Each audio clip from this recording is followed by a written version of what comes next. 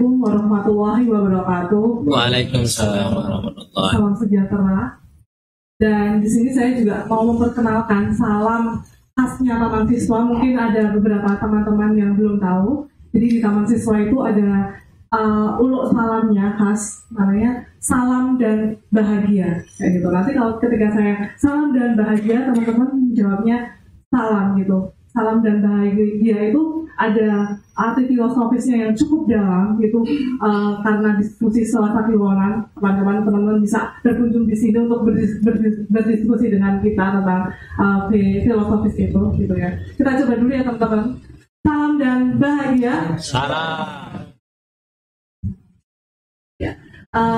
Terima kasih semuanya telah hadir dalam diskusi publik pendidikan karakter di era milenial ini. Dan saya ucapkan juga terima kasih kepada Prof. Slamet, perwakilan dari Majelis Luhur, Pak Nardi, terima kasih Pak, dan Kepala Museum, dan juga guru saya Pak Farudin Faiz. Mungkin setiap hari Rabu kita juga ketemu Pak, tapi karena saking banyaknya penonton Bapak, jadi tidak tahu satu persatu gitu. Saya penonton tetap penonton, enggak murid Bapak di Rabu ngaji gitu ya Pak. Di sini kita akan ngaji lagi spesifik tentang pendidikan karakter di era milenial. Sebenarnya kita pengen menggali tentang pendidikan Ki Hajar sendiri ya Pak ya.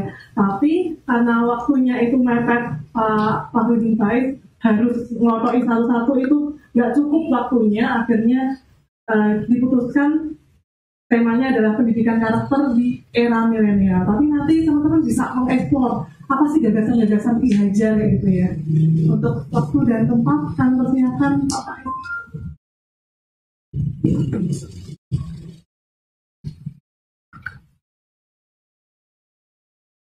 Assalamualaikum warahmatullahi wabarakatuh. Waalaikumsalam warahmatullahi wabarakatuh.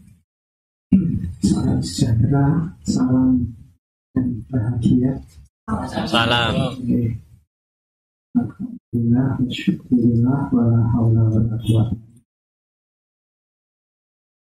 Yang saya hormati Pak Muhammad dan para sesepuh, para pengelola, sesepuh, teman-teman semua yang pagi hari ini sempat hadir di tempat yang berbahagia ini.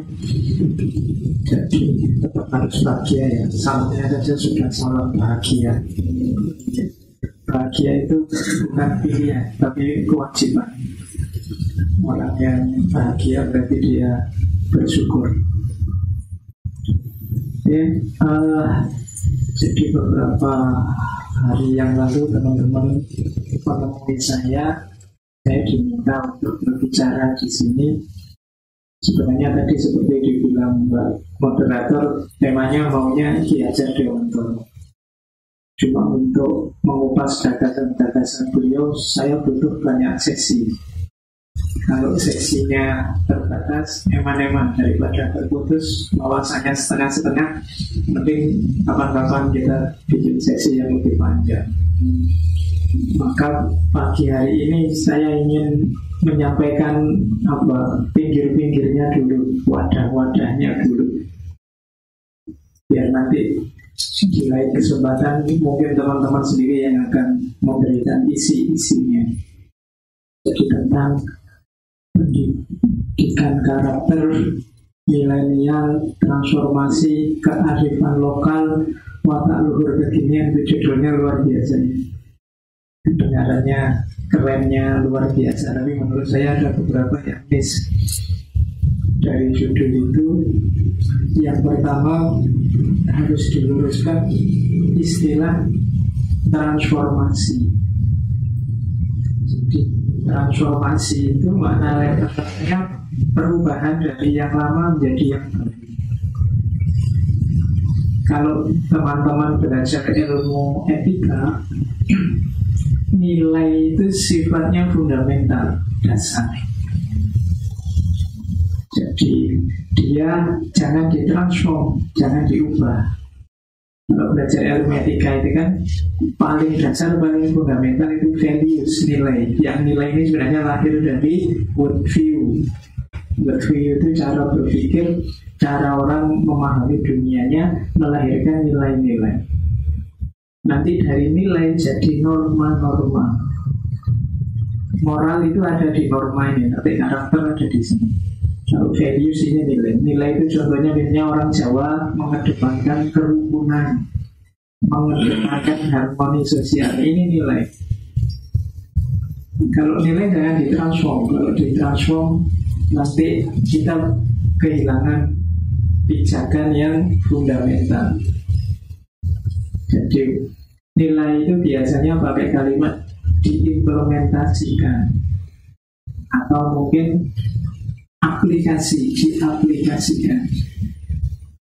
Nilai itu kalau nanti diimplementasikan lahirnya norma-norma.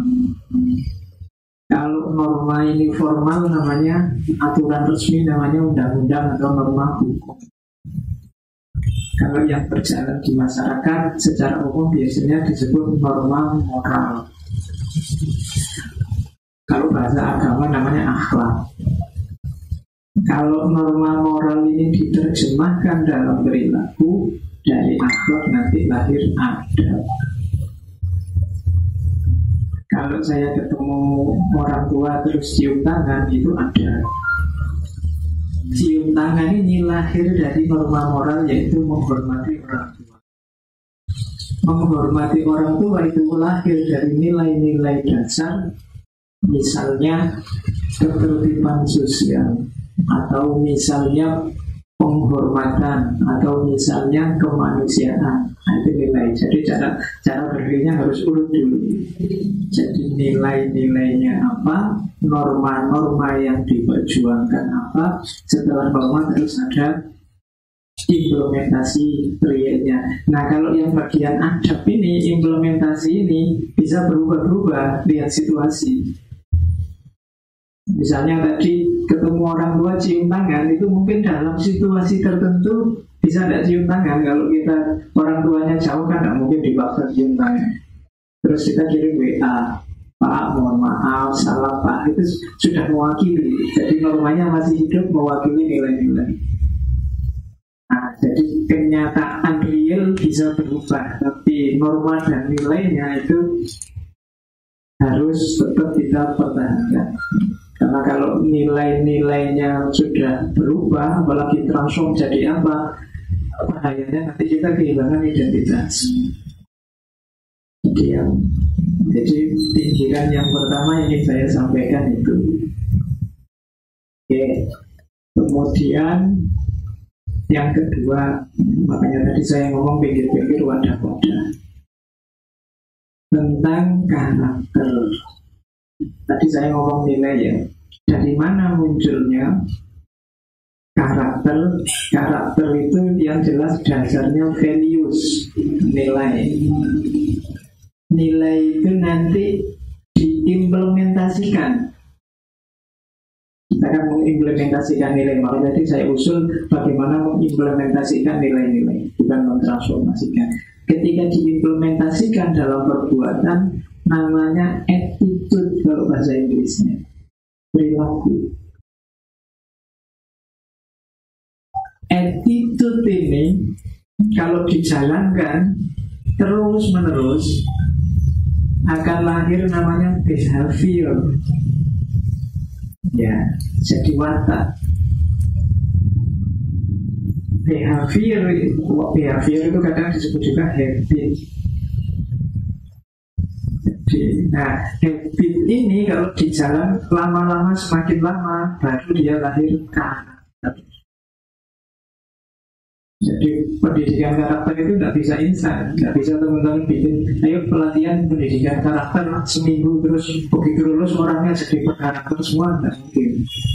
Karena karakter itu butuh tadi orang harus paham nilai-nilai yang jadi dasarnya, values-nya, kemudian diimplementasikan.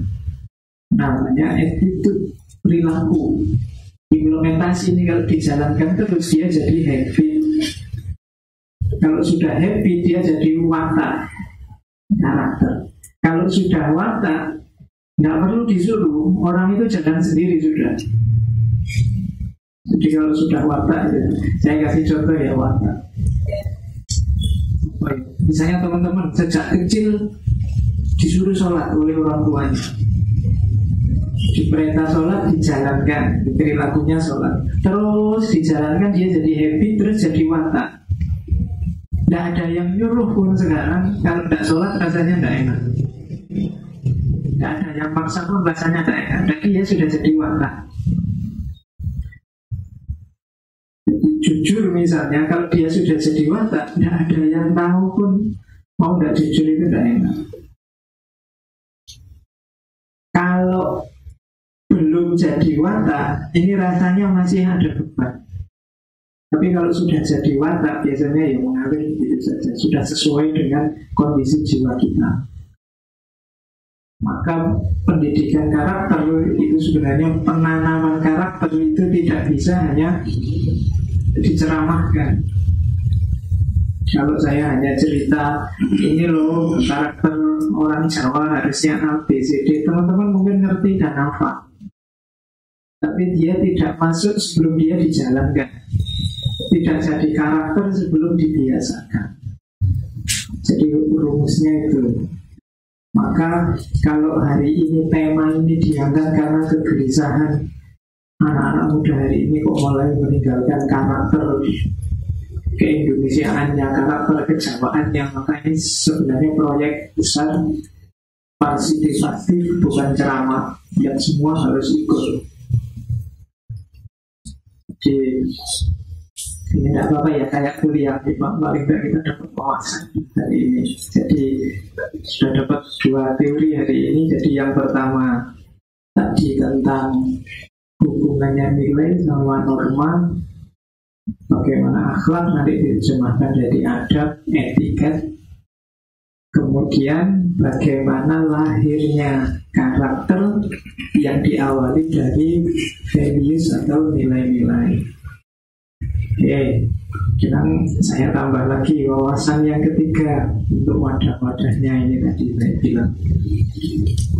Ada teori dari sosiolog Prancis namanya Pierre Bourdieu. Dia punya teori namanya sosiologi kritis. Ini untuk bahan mensukseskan proyek kita pendidikan karakter. Katanya Pierre Bourdieu, praksis sosial itu berarti yang benar-benar lahir muncul di dunia sosial, itu nanti syaratnya 3. Jadi yang pertama habit, yang kedua arena, yang ketiga kapital. Kapital ini modalnya. Jadi kalau kita bikin proyek besar pendidikan karakter, biar tidak cuma wacana, harus mengusahakan 3 ini. Cuma wacana itu kan berarti berhentinya di diskusi-diskusi di kelas-kelas, di kampus-kampus. Kita butuh punya 3. Habit, perilaku sehari-hari yang tadi saya sebut habit kebiasaan. Yang kedua arena itu lingkungannya, situasinya mendukung atau tidak. Yang ketiga kapital, modalnya. Modal itu tidak cuma uang, bisa modal sosial, bisa modal budaya, bahkan bisa modal simbol. Misalnya gini habit itu, anak ini tekun, rajin, kemudian punya modal, bapaknya ekonominya terjamin, kemudian uangnya banyak. Arenanya dia pendidikan, misalnya dia kuliah di kampus. Kemungkinan anak ini nanti sukses karena dia punya habit tekun, sehingga belajarnya tekun, duitnya banyak, maka dia bisa beli buku sesukanya, orang tuanya juga mensupport, arenanya cocok pendidikan. Maka ketika 3 ini nyambung, dia cepat suksesnya. Mentalnya cocok. Kalau ada teman-teman yang kuliah kok muas sekali ya Pak, mau masuk terus mau itu, jangan-jangan habitnya tidak cocok, perilakumu tidak nyambung sama arenanya. bahasa anak-anak hari ini, passionmu tidak cocok dengan kuliah, mungkin lebih cocok dengan yang lain.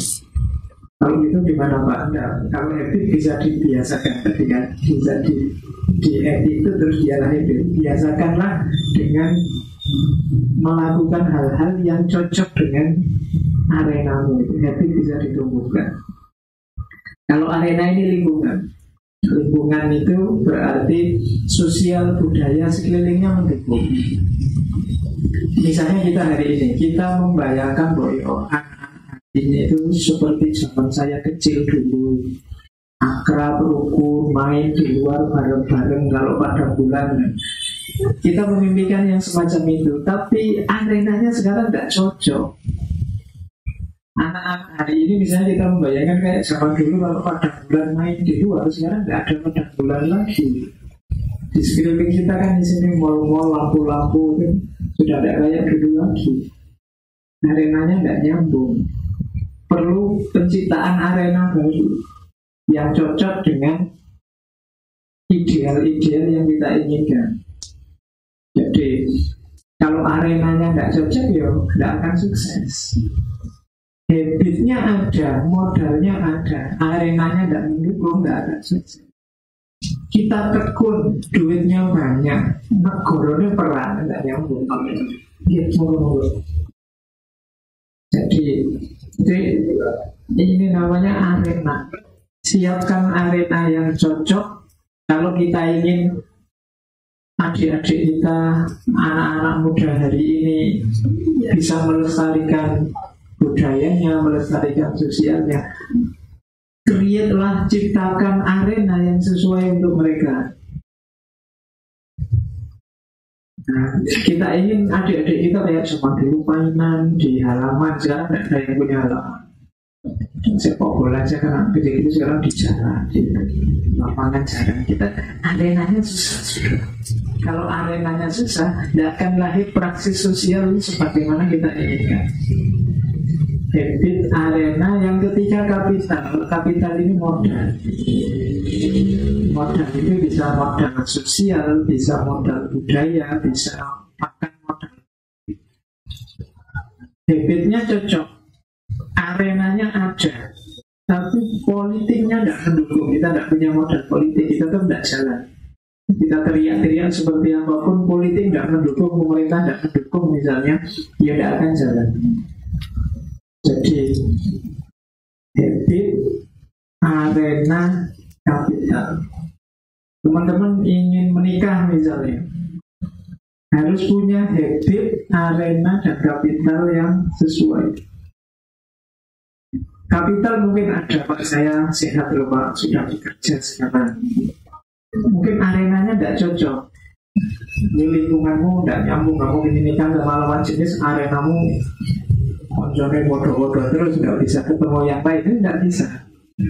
Tapi arenanya nggak, atau habitnya, kebiasaanmu tiap hari begitu, ya dapat pasangan susah.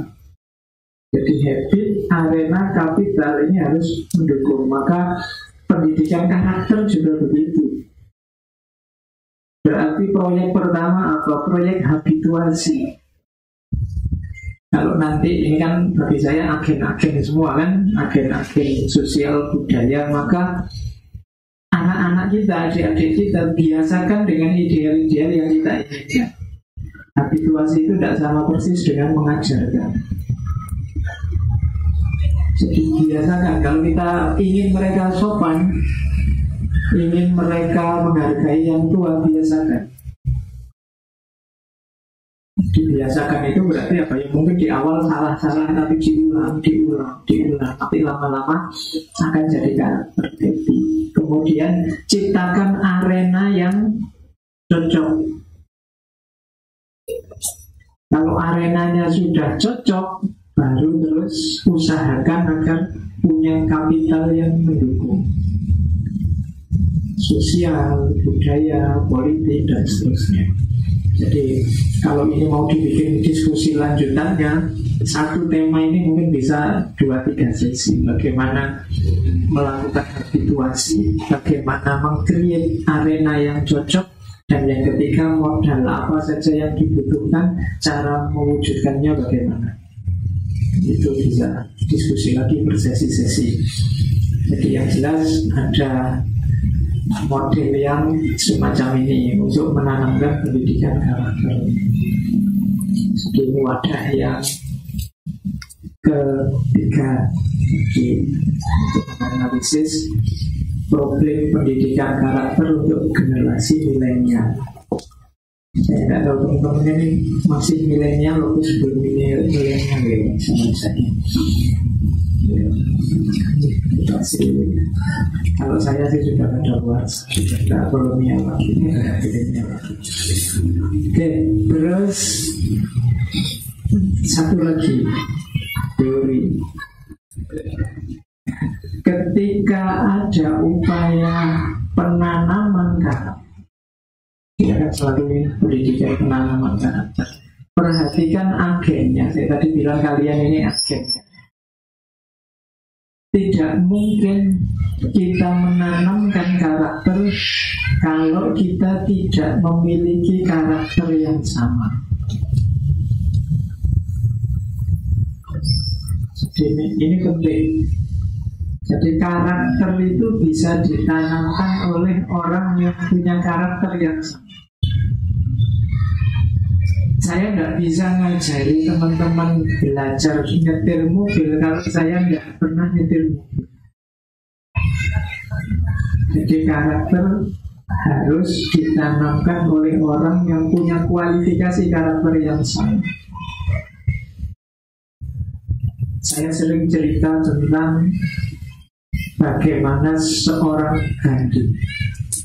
Jadi ada cerita Mahatma Gandhi itu suatu ketika ada seorang ibu yang datang padanya membawa anaknya. Anaknya ini punya penyakit yang mengharuskan dia tidak boleh makan garam. Dia datang ke Gandhi sama ibunya, dinasihati oleh ibunya tidak mempan. Pokoknya anaknya maksa ingin makan garam. Terus datanglah ke Mahatma Gandhi, minta tolong agar anak ini dinasihati biar tidak makan garam. Oleh Mahatma Gandhi, anak ini jadi ini ya, saya hari ini belum bisa menasihati anak ibu. Ibu pulang dulu, minggu depan kembali lagi di sini. Akhirnya ibunya pulang. Seminggu lagi datang lagi ke Gandhi dengan permohonan yang sama, karena anaknya masih tetap tidak bisa dilarang makan garam. Oleh Mahatma Gandhi cuma dilus-lus punggungnya sampai dikasih tahu, nak, mbok ya jangan makan garam biar kamu sehat. Itu drop, terus pulang. Besoknya sudah tidak makan garam lagi anaknya. Ini ibunya hebat. Kok bisa ya? Jadi cuma mengucapkan satu patah kata. Saya ngomong kayak gitu bolak-balik tidak masuk. Jadi cuma ngomong sekali saja langsung masuk. Terus tanya pada Gandhi, rahasianya apa? Katanya Gandhi, Bu, waktu sampean seminggu yang lalu datang padaku, saya saat itu masih makan garam. Karena saya masih makan garam, kalau saya nasihati anak ini untuk tidak makan garam, tidak akan mempan. Tapi seminggu sesudahnya, setelah itu saya tirakat, saya tidak makan garam. Lalu terus saya menasihati anaknya itu langsung nyambung. Kenapa? Frekuensinya sudah sama. Maka teman-teman ini yang agen pengubah sosial change, cultural change, kalau ingin menanamkan sesuatu termasuk karakter, maka terlebih dahulu karakter itu harus menjadi ciri kita. Kalau tidak, percayalah, kalau pakai teori seperti Mahatma Gandhi tadi, tidak akan masuk. Misalnya teman-teman marah-marahin adiknya, mbok yo maghrib ini jangan main HP, mbok yo ngaji. Kenapa Pak adiknya susah dikasih tahu? Karena Mbak Yunya, masnya juga tidak ngaji. Marah-marah terus masuk kamar terus buka HP, tidak akan masuk. Tidak harus dimarahi pun, kalau dia lihat kita ngaji, mungkin tidak ikut ngaji. Kenapa kadang-kadang ya, mungkin teman-teman sering lihat Ustaz dengerin ceramah, yang diomongkan oleh Ustaz A sama Ustaz B ini sama, bahkan mungkin kalimatnya persis, ayatnya sama, tapi kalau yang ngomong beliau rasanya kok masuk, tapi yang ngomong yang ini tidak masuk. Itu ada hubungannya mungkin dengan frekuensi yang sama tadi. Jadi karakternya sudah nyambung. Kalau tidak nyambung ya susah kita menanamkan karakter. Hari ini kita teriak-teriak, oh ya anak-anak itu menghidupkan tradisi, menghidupkan budaya, jangan mematikan kearifan lokal. Kalau kita sendiri tidak begitu, tidak ada gunanya. Kalau saya kan sudah terlambat, Pak, saya sudah tua. Ini kan saatnya menanamkan generasi muda. Nah, kalau kamu tidak bisa menanamkan sesuatu yang kamu sendiri tidak punya. Jadi kunci pertama ini untuk teman-teman semua yang punya ideal untuk menghidupkan karakter adalah kalian sendiri juga harus sudah berkarakter. Kalau tidak, ya agak berat. Jadi meskipun kita capek tiap hari diskusi, hasilnya ya cuma diskusi. Susah ditanamkan pada anak didik kita. Oke, selanjutnya saya sampai berapa? Sampai dari 10. Oke, masih sedang lagi. Kalau saya ngomongnya berteori-teori kayak gini, jadi semoga tidak menangkapnya tidak capek. Terus saya lanjutkan hubungannya sama agen tadi. Moralitas atau karakter itu ada jenjangnya.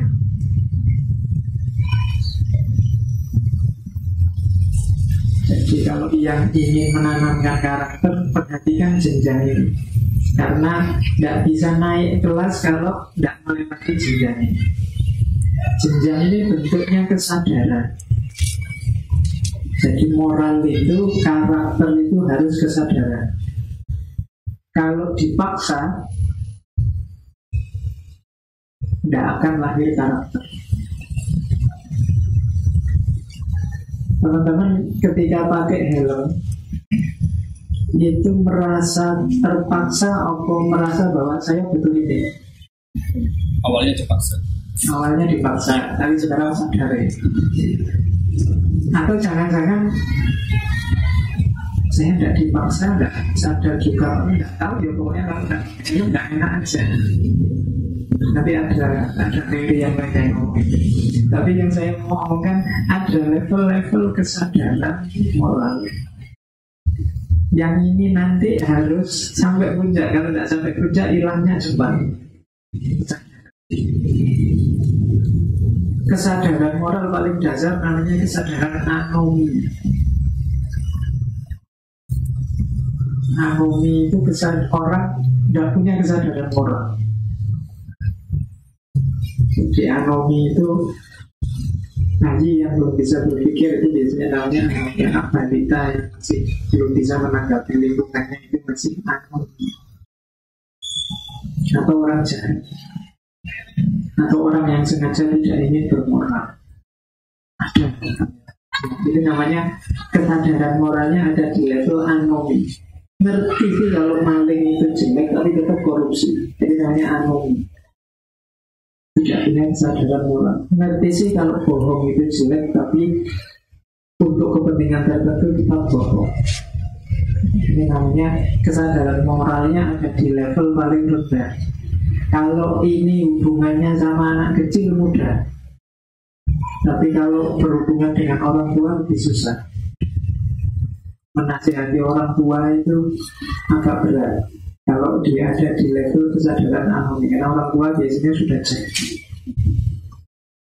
Jadi sudah kayak pepatah itu kan, mengajari orang ketika sudah tua itu seperti mengukir di atas air. Kalau orang tua, kalau anak kecil mungkin di atas batu. Kesadarannya ada. Kalau dia masih sudah tua kok level kesadarannya masih anomi, ini agak berat. Mungkin butuh, kalau bahasa kita butuh nunggu hidayah dari atas. Ini anomi. Ada lagi naik satu level, ada namanya heteronomi. Heteronomi ini orang sudah punya kesadaran moral. Cuma kesadaran ini munculnya secara imitasi, niru orang lain yang dia idolakan. Ini namanya kesadaran moral heteronomi. Wah, saya suka lo ustadz itu, saya suka artis itu yang ditiru. Ini namanya kesadaran moralnya heteronomi. Biasanya yang muda-muda itu ada di level ini, yang ditiru idola-idolanya, entah Korea, entah ustadz siapa, entah artis siapa. Biasanya terus kiblatnya ke situ yang ditiru. Ini namanya kesadaran heteronomi. Naik satu level lagi, ada namanya kesadaran sosionomi. Kesadaran sosionomi itu kesadaran semacam ini. Aku ini orang Jawa, berarti perilakuku harus Jawa. Aku harus punya karakter Jawa. Ini kesadaran dipengaruhi oleh lingkungan sekelilingnya. Itu kesadaran sosionomi. Kalau tadi hanya niru, kalau ini dibentuk oleh komunitasnya. Ditentukan kayak pakai teorinya Pujo tadi, banyak oleh situasi sosialnya, arenanya. Arenanya mendorong dia untuk berkarakter, maka jadilah dia berkarakter. Sosionomi. Orang itu kalau tidak itulah biasanya ya karena lingkungannya. Kalau kumpulannya orang-orang yang seperti apa, ya dia akan terbentuk seperti apa. Kalau kumpulannya orang-orang yang seperti itu, ya dia terbentuk seperti itu. Komunitasnya, dunia sosialnya. Nah, itu namanya kesadaran sosionomi. Kesadaran level paling tinggi adalah kesadaran otonomi.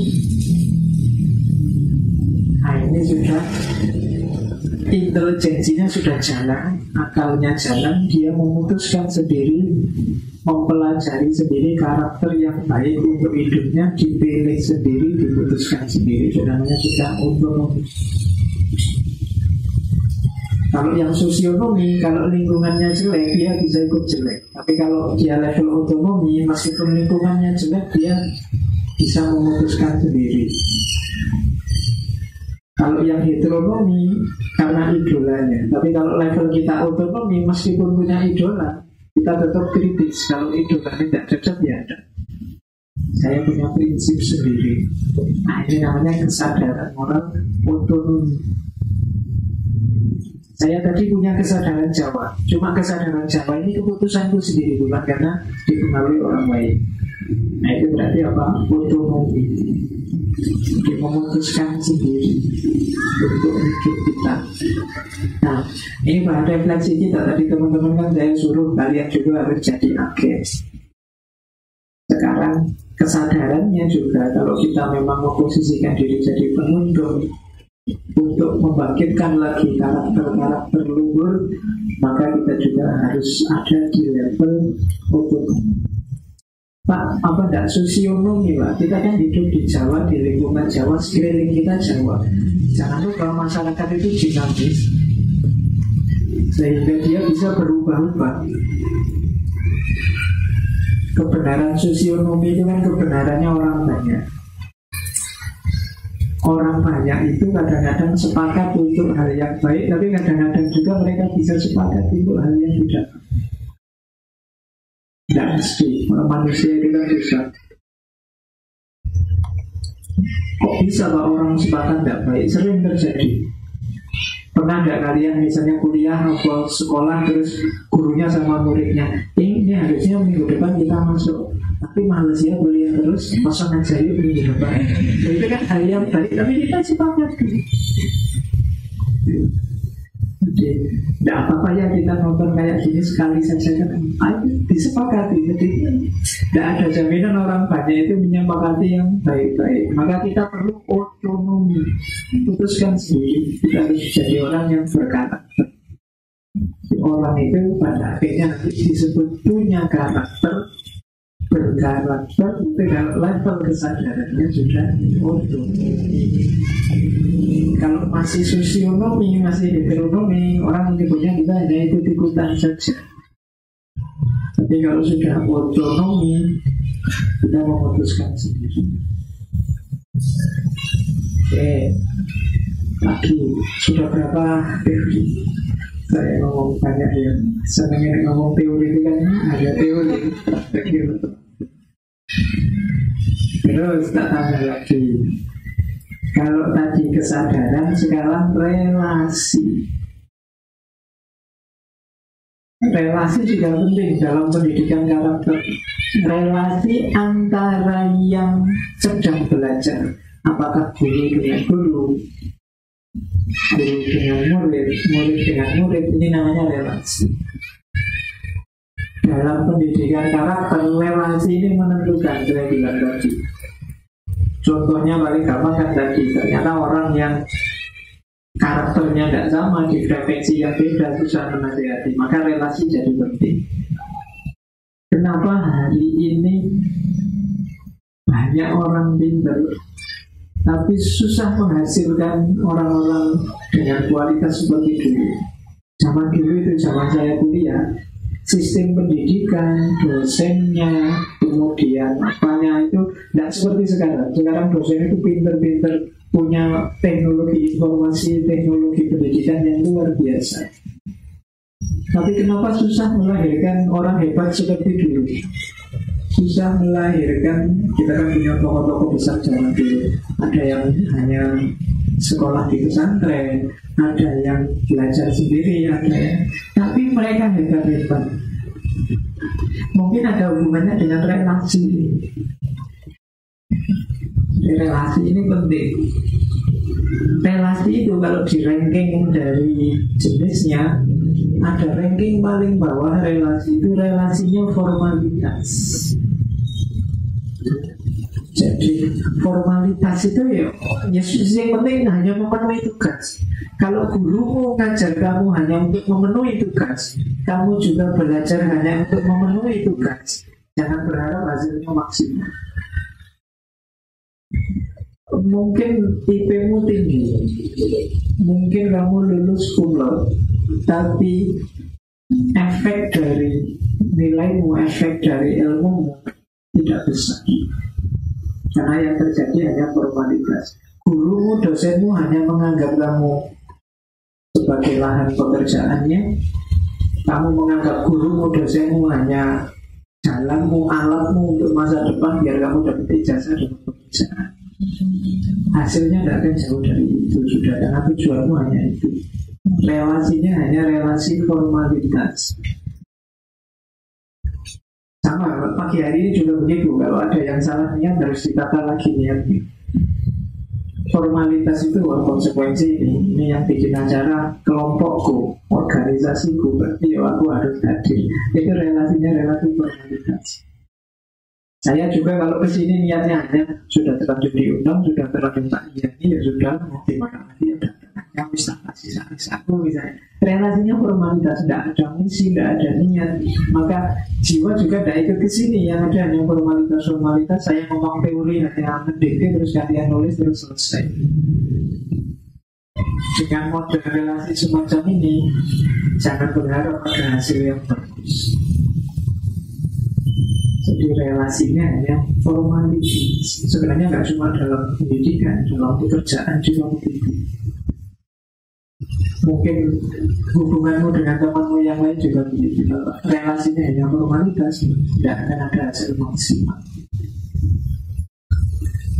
Formalitas level paling rendah. Ada naik satu level sedikit, yaitu level need, kebutuhan. Kalau ini lebih bagus. Kebutuhan itu saling cari untung, mengejar manfaat. Itu kebutuhan. Dapat apa sih aku dari forum ini? Nah, itu yang dicari kebutuhan. Saya butuh kalian, kalian butuh saya. Ini lebih bagus relasinya. Jadi apa yang saya butuhkan dari teman-teman, apa yang saya butuhkan dari guru, apa yang saya butuhkan dari dosen, ini relasinya relasi kebutuhan. Jadi ada kalkulasinya. Tapi lebih penting daripada formalitas. Formalitas ini jalan apa adanya, tanpa tujuan. Yang penting aturannya gitu, saya jalan begitu. Tapi kalau kebutuhan ini ada yang diincar. Sama kalau kita ibadah itu loh, sholat ya. Sholat kita kan sering hanya formalitas. Wah sudah zuhur nih, sholat terus tiap hari begitu. Tidak ada efeknya. Naik satu level lebih bagus itu kebutuhan. Dengan sholat saya itu tenang. Dengan sholat saya itu hidupnya jadi nanti tercegah dari yang jelek-jelek. Jadi ada kebutuhan. Jadi pendidikan karakter juga begitu. Biasanya kan terus targetnya satu, biar ini, biar itu. Nah, ini tujuan. Ada kebutuhan berarti sudah lebih bagus daripada hanya formalitas. Ya meskipun kadang-kadang tujuan-tujuan tadi ya dijalankan secara formalitas. Proposalnya dibikin ya formalitas, apa-apanya formalitas. Tapi kalau yang naik level kebutuhan tadi memang kita butuh, kita perlu itu. Ini relasi semacam ini lebih mending daripada yang formalitas, tapi juga belum puncaknya. Puncaknya itu apa? Kepedulian. Orang sering menyebutnya level cinta, level kasih. Jadi level cinta itu level yang sudah tidak lagi egois. Tadi yang kebutuhan itu bagus, tapi kebutuhan ini kan masih egois. Kalau yang saya cari tidak ada, ya tak tinggal. Jadi level cinta itu sudah tidak egois, karena dalam relasi dia tidak memikirkan dirinya, yang dipikirkan pihak yang lain. Ya, ini anak-anak didikku ini butuh biar dia punya karakter yang luar biasa, maka saya harus gimana caranya membuat dia jadi punya karakter luar biasa. Yang dipikir dia, bukan aku. Jadi misalnya saya ngomong di sini itu yang tak pikir ini kira-kira audiennya levelnya apa ya. Saya ngomongnya harus ngomong apa yang sekiranya manfaat penting buat mereka apa. Nah ini ada tidak lagi mempertimbangkan kepentingan. Kalau mungkin mempertimbangkan kepentingan itu saya pikirnya ini kira-kira yang membuat mereka suka padaku apa. Kalau saya ngomong yang kira-kira membuat mereka terus nge-like aku, postinganku, videoku apa, itu berarti masih aku, kebutuhanku yang dipikir. Sehingga mungkin saya kesini terus saya ngomong yang rumit-rumit, yang jelimet-jelimet sampai kamu hebat sekali Bapak, di situ saya tidak paham sama sekali. Saya dapat nama tapi kamu tidak dapat apa-apa. Saya dapat like, kamu tidak dapat apa. Tapi niatnya aku butuh kamu untuk meningkatkan ratingku. Levelnya kebutuhan. Kalau level cinta itu aku tidak mikir aku. Yang saya pikir kalian. Ini anak-anak muda mumpung semangat ingin mendalami pendidikan karakter. Apa yang bisa saya berikan yang lebih manfaat untuk mereka. Berpikirnya ke situ. Ini level cinta. Saya tadi ngomong kenapa kita susah melahirkan orang besar. Mungkin sistem pembelajaran kita, pendidikan kita secara teknis bagus, secara teori bagus, tapi relasinya kurang tinggi. Dosen atau guru mungkin mikirin ini saya harus ngajar banyak, ini sertifikasinya biar terjaga. Saya harus yang dipikir itu. Oh ini saya ngajar bagus ini karena nanti di akhir kuliah ada survei, mahasiswanya disuruh menilai dosennya. Kalau nilainya jelek jatuh aku, nanti sertifikasi itu tidak dapat. Jadi yang dipikir ke situ, maka hasilnya tidak akan jauh-jauh dari itu. Orang dulu mungkin lebih, ya cinta itu kan manifestasi religiusnya antara lain ikhlas. Meskipun hanya yang diajarkan teori sederhana, tapi bisa melahirkan orang-orang hebat. Ustadz-ustadz di kampung itu ilmunya cuma itu aja. Kadang satu kitab itu bisa bertahun-tahun tidak tamat-tamat, tapi hasilnya bisa luar biasa. Ada hubungannya dengan relasi. Jadi seperti apa aku memposisikan diri di antara kalian?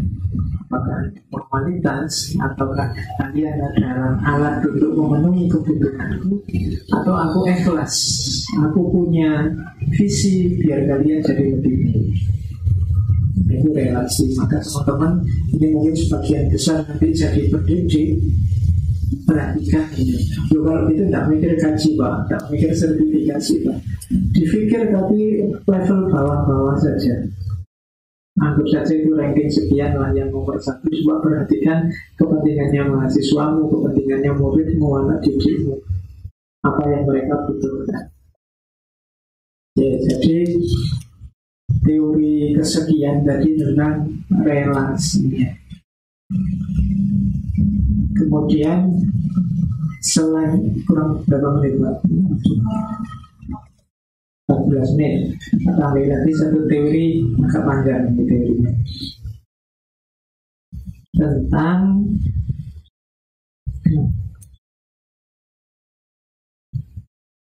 fokusnya.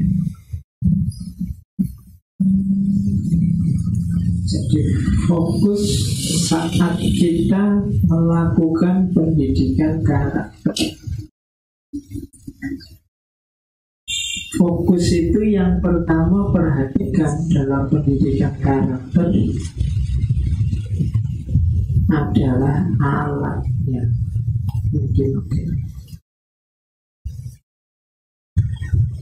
Jadi dalam tradisi timur termasuk kalau kita belajar tentang Jawa, ada alat yang beda dengan yang dipakai oleh Barat. Jadi kalau orang Barat hanya ada 2 alat yang dipercaya, yaitu akalnya dan panca inderanya. Makanya orang Barat itu disebut positivistik. Jadi sementara dunia timur dia tidak berhenti hanya di 2 itu.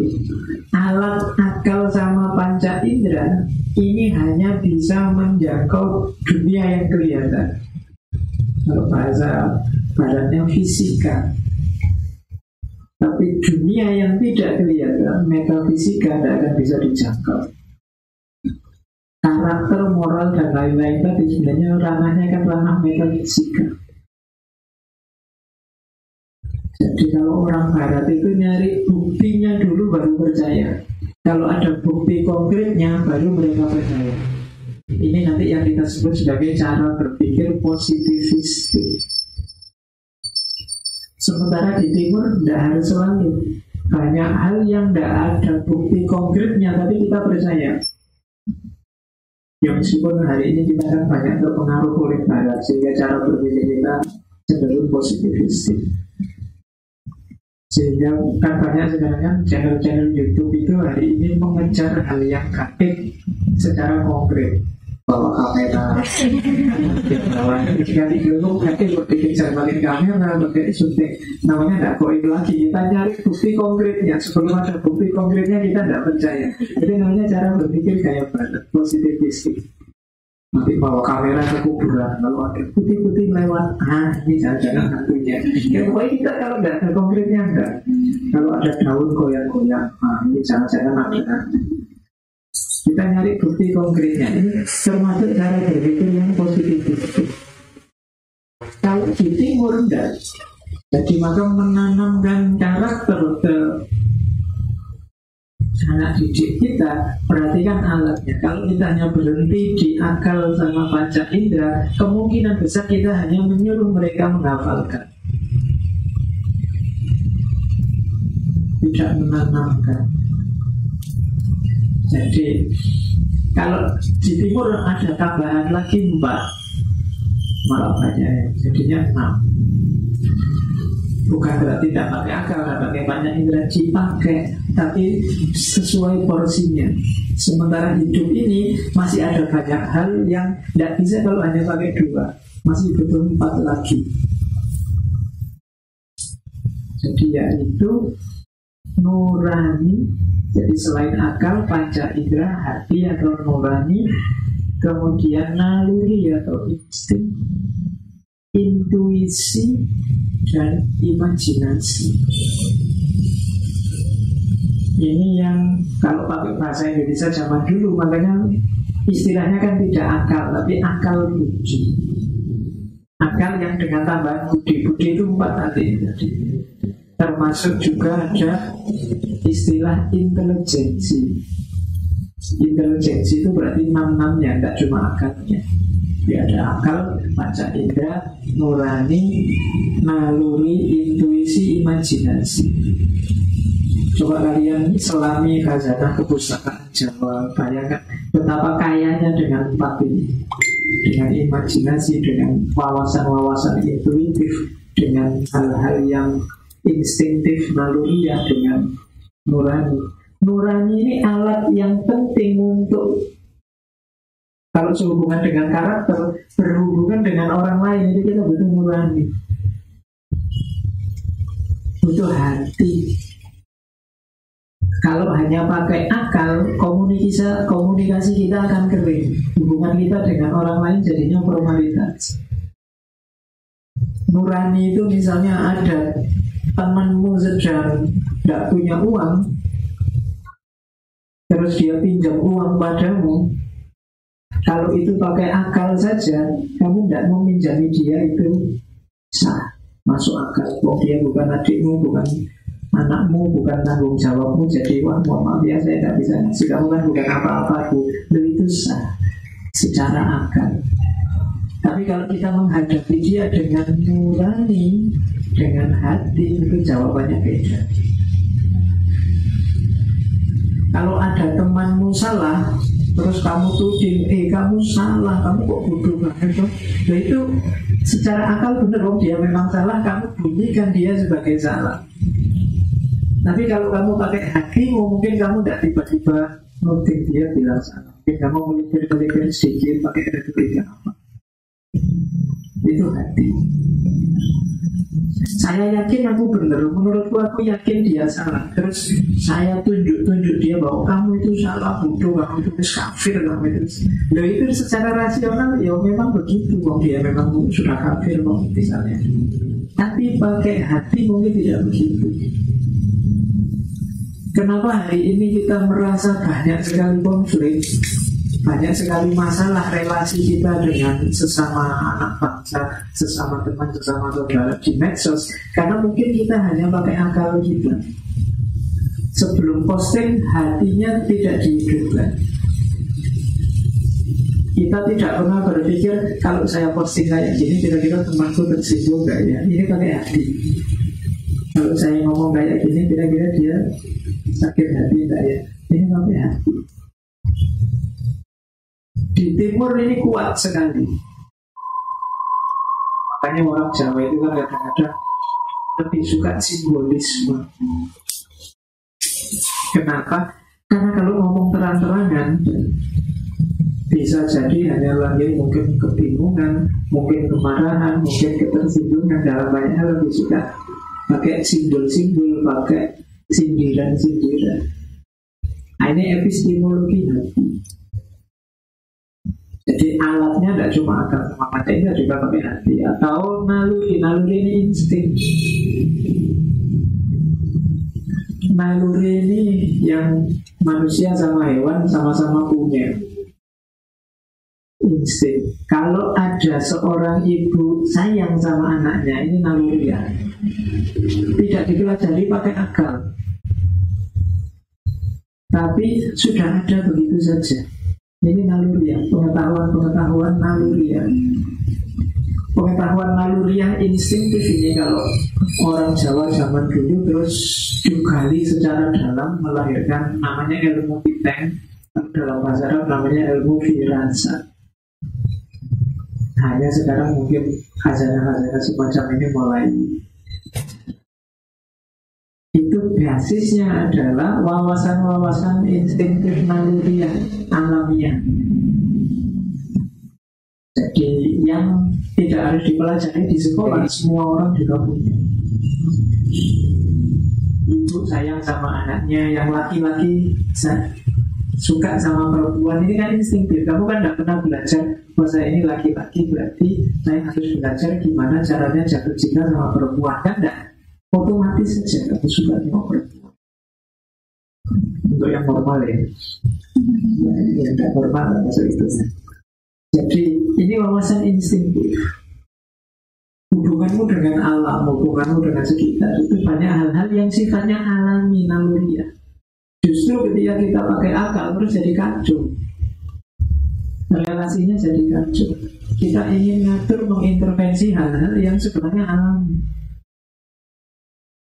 Jadi yang ketiga tadi insting, yang keempat intuisi. Kalau ini intuisi kalau dalam agama kadang disebut ilmu lagu, kadang disebut ini, kalau orang Jawa sering pakai istilah kewaskitoan. Jadi orang yang waskito itu kemampuan intuitifnya luar biasa. Orang membaca A hanya sebagai A, tapi kalau orang ini waskito, dia bisa A ini sebenarnya bisa B, bisa C. Di masa depan dia sangat mungkin jadi D, kemudian setelah jadi D dia akan E. Itu wawasannya luas. Di Jawa disebut waskito. Ini kemampuan pengetahuan intuitif. Dan yang ke-6, imajinasi. Kalau kemampuan imajinasi kita tidak canggih ya, seni, sastra tidak akan hidup.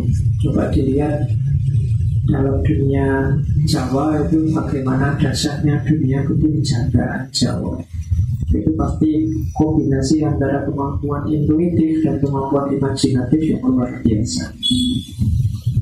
Ini juga alat yang butuh kita tanamkan pada anak cucu kita. Karena kalau dibiarkan alat pendidikan kita hanya akal sama panca indera, kita akan kehilangan banyak sekali khazanah. Jadi kita punya alatnya 6: akal, panca indera, nurani, naluri, intuisi, imajinasi. Kuasai 6 ini, kemudian tanamkan kemampuan ini pada anak-anak didik kita yang mau kita hidupkan karakter. Kemudian terakhir, sudah habis satu lagi yang terakhir, semua yang saya bilang tadi itu pinggir-pinggirnya, jadi wadah-wadahnya kalau ingin kita lanjutkan dengan pendidikan karakter. Keywordnya nanti ada 3. Bagi teman-teman yang ingin melanjutkan berjuang di ranah pendidikan karakter, menghidupkan nilai-nilai luhur kearifan lokal Jawa khususnya, saya sering pakai istilah, kalau dalam bahasa Arab itu 3: jihad, ijtihad, dan mujahadah. Jadi jihad itu, ya kita harus berjuang. Karena memang ada situasi yang tidak cocok dengan ideal-ideal yang kita inginkan. Maka satu-satunya jalan ya, ayo kita berjuang bersama-sama. Namanya jihad. Yang kedua, ijtihad. Ijtihad ini hubungannya dengan intelektual. Ya berjuang tapi ya jangan ngawur. Ayo diatur strateginya, dirancang teknis-teknisnya, ditata tahapan-tahapannya. Jadi kita harus berijtihad, bersungguh-sungguh. Tidak hanya sekedar usaha, tapi usaha yang taktis, yang strategis sebenarnya berijtihad. Kalau sudah semangat jihadnya ada, strateginya siap, jalankanlah, tapi jangan lupa mujahadah. Mujahadah itu aspek spiritualnya. Dia diimbangi dengan berdoa. Kalau orang Jawa diimbangi dengan tirakatan. Tidak bisa hanya nyari seneng-seneng saja, harus ada puasanya. Puasa lahir, puasa batin, harus ada hal yang kita pending dulu buat besok, harus ada hal yang tunggu dulu, jangan sekarang. Tirakat itu kan meninggalkan. Jadi ini namanya mujahadah. Harusnya kalau malam kita tidur ya sebagian kita buat bangunlah untuk berdoa. Ini namanya mujahadah. Harusnya kita punya modal kalau ingin makan enak tiap hari, tapi jangan dulu bertirakat dulu, ada puasa. Ini namanya mujahadah. Kenapa butuh mujahadah? Karena kesuksesan kita itu tidak tergantung kita sendiri. Wong kita ini lemah, punya banyak kekurangan. Kita butuh bantuan dari atas. Nah, itu gunanya mujahadah. Maka keyword yang perlu kita canangkan untuk proyek pendidikan karakter ini ya jihad, ijtihad, dan mujahadah. Jadi kalau wadah-wadah dari atas tadi sudah siap semua, semangatnya ada, implementasi jalan, setelah ini baru kita masuk ke ayo kita cek kearifan lokal apa, hikmah-hikmah kejawaan apa yang harus kita hidupkan, kita tanamkan sebagai karakter untuk generasi milenial kita. Karena manusia itu betapapun dia selalu butuh rujukan-rujukan, butuh pedoman-pedoman. Kalau ada sejago apapun orang, tetap dia butuh rujukan-rujukan. Kalau tidak merujuk ke sini, ya merujuk ke sana. Daripada merujuk ke sana, kita juga sudah punya rujukan-rujukan yang luar biasa. Oke, saya kira itu ya pengantar dari pengantar untuk pendidikan karakter di era milenial. Silakan selanjutnya kita bisa ngobrol, kita bisa dialog.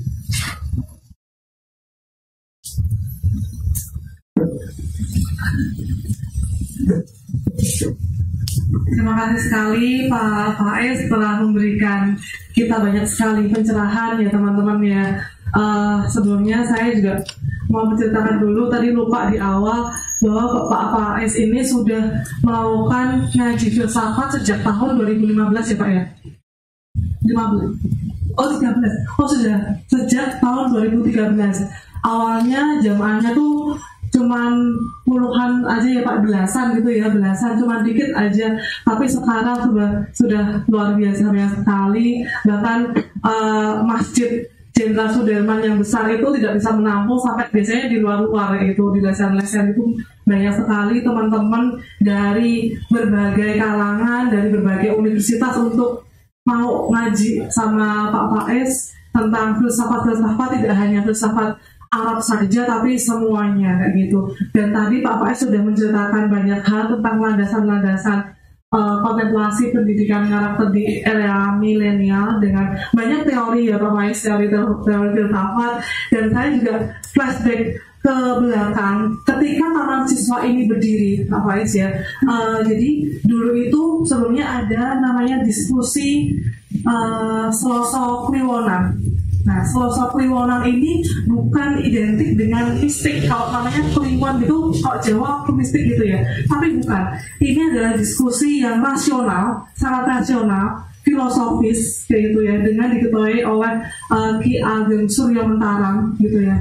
Jadi memang benar, kalau misalnya kita mengelola sesuatu apapun itu dengan hati, itu akan menjadi gerakan yang luar biasa. Taman Siswa dulu menjadi gerakan sosial karena dilandasi dengan Selosok Kliwonan, Suryo Mentarang dengan Ki Hajar Dewantara gitu. Jadi gerakannya luar biasa untuk menentang Belanda itu. Lalu apakah yang dapat kita lakukan sekarang? Kayaknya jawabannya juga kita harus belajar banyak dengan Pak Faiz gitu ya. Jadi nggak yang gerakannya tidak yang praktis-praktis saja, tapi juga dilandasi dengan pemikiran filsafat yang mendasar seperti itu. Mungkin diskusi akan saya buka dengan 2 sesi, ya, satu sesinya nanti 3 pertanyaan. Tadi teman-teman sudah banyak kontemplatif ya, apa saja yang akan ditanyakan. Monggo saya buka 3 pertanyaan. 1, 2, 3. Oke, 3. Disebutkan nama dan asalnya, Pak. Baik, terima kasih. Sebelumnya perkenalkan, nama saya Maya. Saya merupakan founder lembaga pendidikan Selingkar atau Sekolah Literasi Sayang Keluarga. Selingkar itu merupakan sebuah lembaga pendidikan daring dan luring yang misi awalnya menyediakan materi-materi belajar yang bagus, tetapi dengan biaya yang begitu murah, sehingga mereka yang mungkin orang tuanya ojek itu bisa mendapatkan materi-materi yang bagus yang selama ini hanya bisa dinikmati siswa di kelas di sekolah elit. Saya tertarik ke sini karena saya memang menyimak kajian-kajian Pak Faiz di Masjid Jenderal Sudirman, dan kebetulan hari ini materinya sesuai dengan bersentuhan dengan pekerjaan saya. Yang saya mau tanyakan itu, bagaimana caranya ketika kita memberikan sesuatu kepada orang, mengajarkan sesuatu kepada orang lain, kita bisa menangani diri kita sendiri. Maksudnya kita tidak terjebak bahwa kita itu memiliki sesuatu yang lebih, sehingga kita merasa itu harus gitu, kalau diberikan kepada orang lain. Demikian, terima kasih.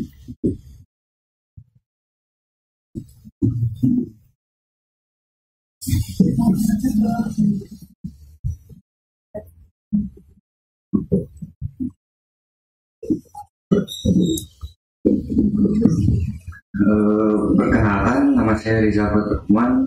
Kalau instansi dari UI.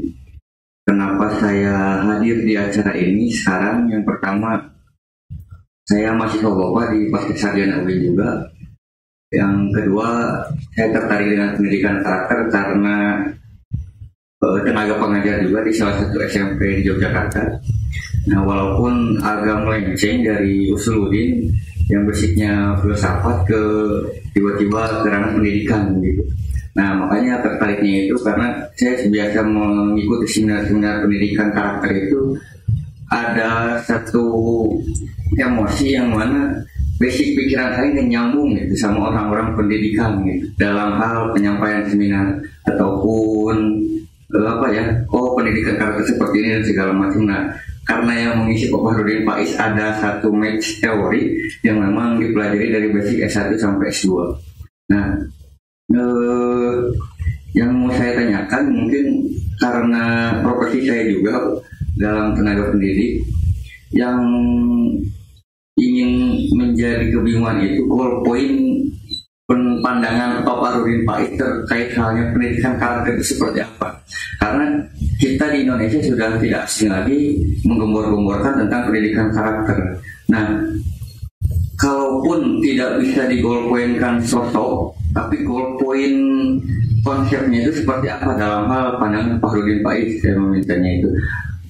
Wabil khusus dalam hal pendidikan keagamaan. Nah, ini yang menjadi banyak permasalahan dalam hal pendidikan keagamaan, baik itu Islam maupun non-Islam pun. Kenapa seperti itu? Karena di Indonesia agama itu menjadi konsumsi publik yang seksi kayak gitu. Sedikit hal yang bersinggungan otomatis itu menimbulkan konflik. Terkadang tenaga pendidik mengajarkan keagamaan yang versinya, tetapi di rumahnya si siswa itu dirubah total oleh si keluarganya kayak gitu. Nah, itu relasinya kan tidak ketersambungan kayak gitu. Bahkan sekarang kan di Indonesia lebih diarahkan kepada budi pekerti tadi. Nah, bahkan yang menjadi kesusahan itu goal point di bagaimana pembelajaran keagamaan itu ditanamkan ke siswa sejak dini. Nah, ini yang menjadi kebingungan bagaimana pendidikan karakter itu. Mungkin nanti secara paradigma harus seperti apa dan actionnya itu seperti apa gitu, biar sedikit mendapatkan pencerahan. Itu mungkin.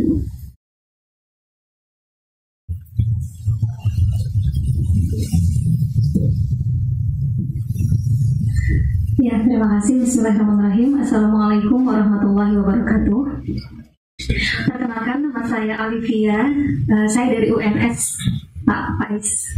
Ya, berangkat tadi pagi ke Jogja. Saya sangat tertarik diskusi publik tentang pendidikan karakter di era milenial ini, dan kebetulan pematerinya Pak Faiz saya juga mengikuti, tapi mengikutinya sebatas di YouTube, Bapak. Yang ingin saya tanyakan begini. Saya juga mahasiswa pendidikan pasca sarjana bahasa Indonesia. Nah, sebagai calon praktisi mungkin Pak yang akan turun di lapangan berkaitan dengan pendidikan, bertemu dengan siswa yang beraneka ragam, yang saya rasakan dari tadi Bapak menjelaskan tentang pendidikan karakter, tapi lebih kepada teori-teori dan filsafatnya, lebih filosofinya. Nah, yang kita hadapi itu siswanya adalah generasi alpha. Saya adalah generasi milenial.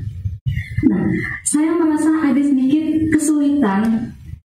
Mereka misalnya sekarang sudah lebih canggih teknologinya, bermain aplikasi digital itu banyak sekali, yang saya sendiri sebagai pendidik ingin mengejar mereka atau ingin ikut andil masuk dalam apa mereka aktif di sini. Saya itu ingin masuk di sana. Nah, tapi saya menghadapinya itu kesulitan Pak. Dan kemudian yang saya rasakan, kedekatan siswa saat ini dengan pendidik itu beda dengan dulu zaman saya. Saya menghadapi guru saya itu beda. Tapi murid saya menghadapi saya itu, mereka menganggap gurunya itu teman, dan batasan-batasan itu tidak tahu gitu banyak. Nah, berhubungan dengan relasi yang Bapak jelaskan tadi, saya juga merasa begini, seperti apakah saya atau kami sebagai guru memposisikan diri untuk menyamakan frekuensi dengan siswa agar bisa membangun sebuah relasi cinta yang kata Bapak tadi jelaskan. Itu kalau cinta harus dekat. Saya ingin dekat dengan murid, tapi ternyata melewati batas, ada batas-batasnya itu yang justru bertabrakan gitu Pak, yang ingin saya sampaikan. Terima kasih. Assalamualaikum warahmatullahi wabarakatuh.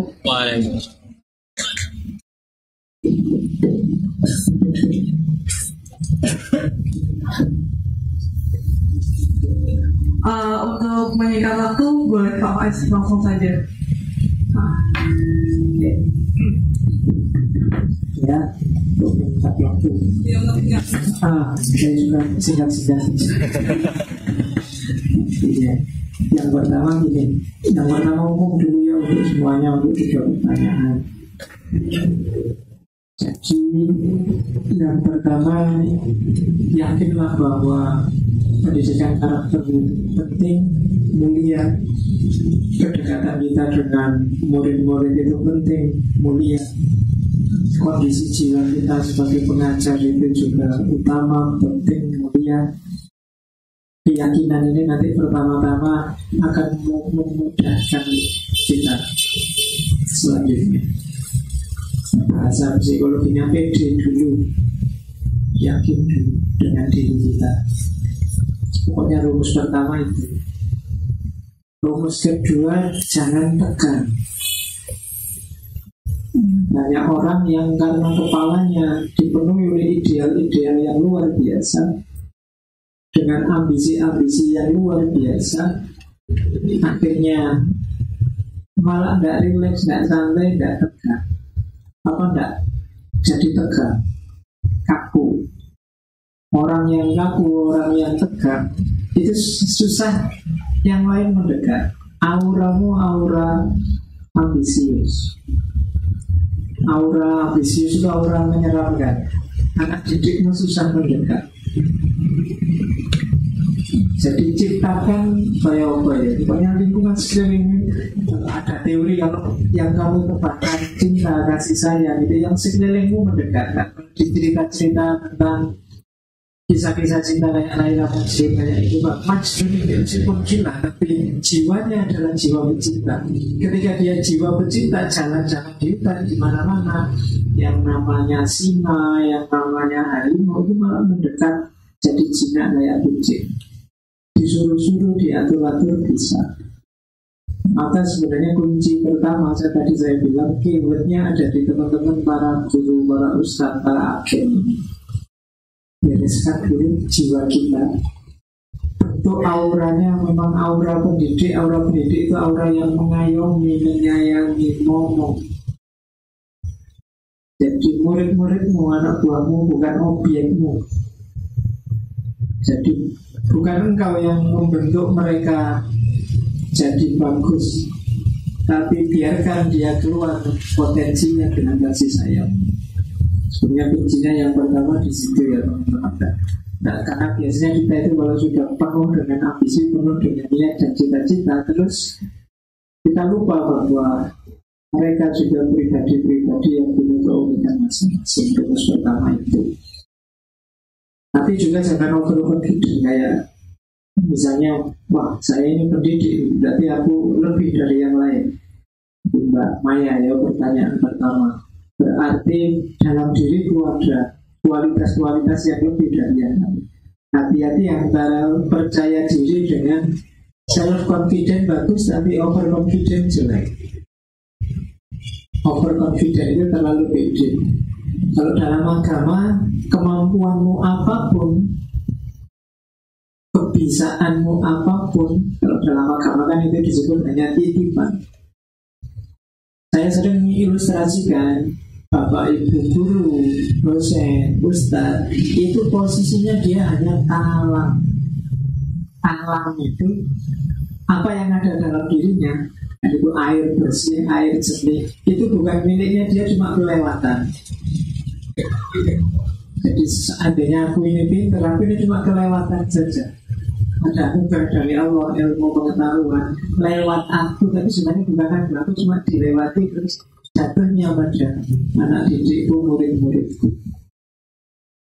Jadi seandainya aku dianggap berjasa, jasaku cuma dilewati ilmu, tidak lebih dari itu oleh Allah. Dititipi ilmu itu kan dilewati sebentar. Jadi insya Allah kalau teman-teman tadi ikhlas, tidak egois, fokusnya pada muridnya, insya Allah tidak akan sombong. Ketika kita merasa punya kemampuan, kita tidak akan sempat mikir, wah aku ini lebih. Tapi yang kita pikir, gimana anak-anakku ini mendapat apa yang menurutku penting ini. Fokus kita akan ke situ. Tidak sempat kita untuk mengagum-agumi diri, memikirkan tentang betapa hebatnya aku. Harusnya begitu. Tapi kalau masih banyak ego-ego, nanti akan banyak kesempatan peluang untuk kita mengagum-agumi diri kita sendiri. Mungkin ingin terkenal, ingin populer, ingin itu berarti fokusnya sebenarnya tidak untuk kepentingan muridnya. Jadi yang pertama itu, pokoknya kalau bahasa agama ikhlas saja, kesombongan itu akan tersingkir. Nah, orang ikhlas tidak semuanya dikembalikan ke atas. Itu rumus praktisnya itu, tapi mentalnya dibangun sejak tadi, jangan terlalu ambisius, jangan terlalu ditata. Kemudian tentang pendidikan karakter, goal pointnya apa? Jadi saya punya aliran pendidikan karakter itu agak, bahkan kan biasanya orang punya ada aliran konservatif, ada aliran progresif, bahkan saya alirannya sebelum konservatif. Jadi kenapa? Karena kalau saya baca-baca buku-buku pendidikan karakter itu teori-teorinya memang sudah luar biasa. Sebenarnya kalian tinggal baca buku-buku pedoman pendidikan karakter itu. Tapi seperti saya bilang di yang saya katakan paling awal, karakternya manusia itu sebenarnya kuncinya cuma habituasi. Apa yang dia biasakan dalam hidupnya. Maka sebenarnya pendidikan karakter paling efektif itu bukan kelas pendidikan karakter. Kalau bahasa agama yang teman-teman dari Fakultas Pendidikan atau Tarbiyah, kan ada 3 model pendidikan itu. Ada tarbiyah, ada taklim, ada lagi namanya takdim. Taklim sama dengan tadris. Kalau taklim atau tadris itu ceramah. Saya kasih tahu ini loh, pendidikan karakter yang bagus itu cirinya gini. Kalian harus jujur ya. Jujur adalah bla bla bla bla. Cirinya orang jujur ini. Nanti dilaksanakan ya di lapangan. Ini taklim. Ada tarbiyah. Tarbiyah ini ya dari kata-kata roba gitu. Tarbiyah ini kalau bahasa Jawanya ngomong itu biarkan anak ini, sebenarnya anak ini secara fitrah sudah bagus, cuma fitrahnya belum keluar secara optimal. Maka tugasnya pendidik itu membiarkan dia tumbuh jadi manusia yang sejati. Ini dimomong biar potensinya keluar semua.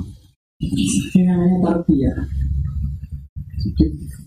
Bukan ditanami macam-macam, tidak, biarkan saja, dijaga saja, biar dia tidak terkontaminasi dengan hal yang jelek, dipancing-pancing biar potensi baiknya keluar. Ini namanya tarbiyah. Karena manusia itu hakikatnya baik. Ada lagi namanya takdim, dari kata-kata ada. Takdim ini kalau bahasa terjemahan letterlocknya pemberadaban. Nah, pendidikan karakter yang ada di buku-buku itu sebenarnya mengarah ke yang takdim. Tanaman karakter itu takdim, pengubahan perilaku. Jadi poinnya pendidikan karakter itu sebenarnya lahirnya tadi behavior, perubahan perilaku. Yang ini bukan karena revolusi, tapi karena pembiasaan. Jadi kayak akhlak itu kan pembiasaan. Jadi indikatornya apa karakter itu? Indikatornya ada pada tindakan spontannya. Jadi kalau tindakan spontannya sudah bagus, berarti karakternya sudah bagus. Anak misalnya tiba-tiba ketemu gurunya, tiba-tiba dia cium tangan aja. Loh kok kamu cium tangan? Biasanya begitu, otomatis saja kan. Itu berarti sudah jadi karakter, menghargai guru. Tapi kalau masih dipikir, masih dirancang, nanti kalau saya ketemu dosen di kampus biar dia nilai pun naik, cium tangannya terus. Ini dirancang, ini bukan karakter. Karakter itu dia tertanam, keluarnya otomatis. Jadi maka konsep-konsep pendidikan karakter harus fokus pada 3 hal ini. Jadi yang pertama adalah bagaimana melakukan takdim. Kemudian takdim itu berarti aspek penanamannya. Kemudian harus ada sesi habituasinya. Habituasi itu kebiasaan. Maka pendidikan karakter hanya ceramah, hanya di kelas, menurut saya efektivitasnya kurang. Banyak orang hafal teori-teori luhur, teori-teori mulia, tapi dalam kenyataannya dia tidak begitu. Maka harus ada aspek habituasi. Kemudian yang terakhir harus ada mekanisme untuk mengukur terjadi perubahan karakter lewat tindakan-tindakan spontan yang sebenarnya rancangannya nanti ada di kuncinya ada di 3 itu. Maka pendidikan karakter itu harus fokus pada 3. Yang pertama orangnya, yang kedua tujuannya, kemudian yang ketiga ajaran. Jadi nanti yang dilihat 3 ini. Ajaran itu berarti materinya yang ingin ditanamkan. Tujuan itu berarti goalnya nanti perubahan apa yang diinginkan. Dan yang ketiga orangnya, karakter. Pakai bahasa etika, sampai mahasiswa filsafat yang fokus pada orangnya, teorinya namanya virtu etik. Yang fokus pada tujuannya namanya teleological ethic. Yang fokus pada ajarannya namanya deontological ethic. Karakter itu kan etik. Jadi secara deontologis, teleologis, dan virtu etik, itulah bahan untuk membangun karakter yang baik.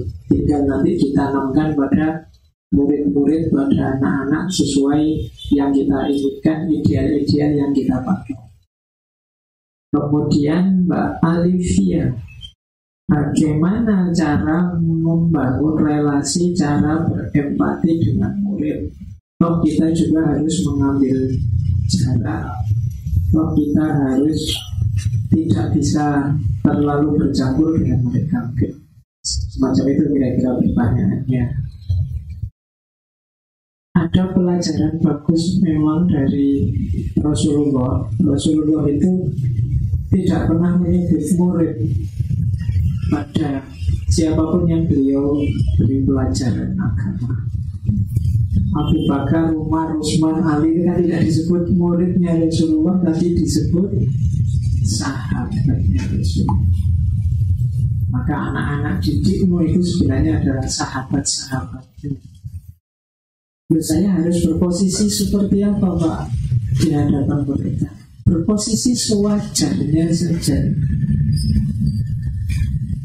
Berposisi sewajarnya itu jangan dibuat-buat, sesuai kebutuhan. Kalau mereka pas butuh pendengar yang baik, jadi pendengar yang baik. Kalau pas mereka butuh teman main, jadi teman bermain. Kalau pas butuh teman diskusi di level mereka, jadi teman diskusi di level mereka. Ini namanya berempati. Kayak kalian misalnya punya adik kecil atau yang sudah punya anak balita, ya. Kalau ngobrol sama dia, kan level intelektual kita yang kita turunkan sampai ke level dia. Ini namanya berempati. Anak-anak itu sekarang punya dunianya sendiri. Ya berarti kita masuk ke level dunia mereka. Hari ini anak milenial itu susah Pak, tiap hari yang dipegang HP. Sama zaman sebenarnya situasi semacam ini tidak cuma sekarang, zaman dulu juga begitu. Dulu itu waktu orang kenalnya hanya koran. Kalau orang itu dikenal tiap hari kok kerjaannya baca koran, itu rasanya negatif sekali. Sama kayak orang tiap hari kok pegang HP. Dan nanti setiap zaman ada itunya pasti. Problemnya bukan anak jangan main HP atau orang jangan baca koran, tapi karakter yang tepat akan membuat orang memperlakukan HP dengan cara yang tepat. Orang akan memperlakukan koran dengan cara yang tepat. Sebenarnya yang penting itu. Hari ini kan banyak orang karena dianggapnya handphone itu bahaya, terus jangan pakai handphone. Anaknya nggak boleh pegang HP, nggak boleh, malah jadi kuper. Malah mudah dipengaruhi karena dia akan merasa inferior di depan yang lain. Yang lain sudah main Mobile Legend, yang sana pakai PUBG, yang sini sama orang tuanya juga awas jangan pegang HP. Dia waktu pergaulan di luar dia jadi anak yang paling inferior. Jadi itu tugas kita untuk mencermati jalur-jalurnya ini. Oke.